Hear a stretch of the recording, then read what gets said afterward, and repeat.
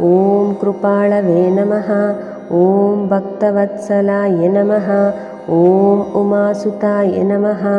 ॐ शक्तिधराय नमः।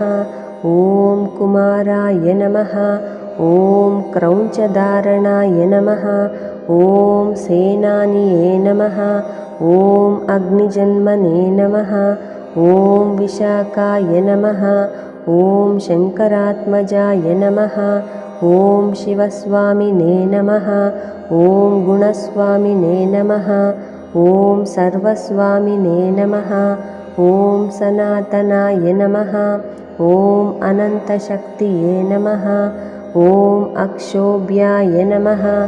ॐ पार्वतीप्रियनन्दनाय नमः। ॐ गङ्गासुताय नमः। ॐ सरोद्भूताय नमः। ॐ अहूताय नमः।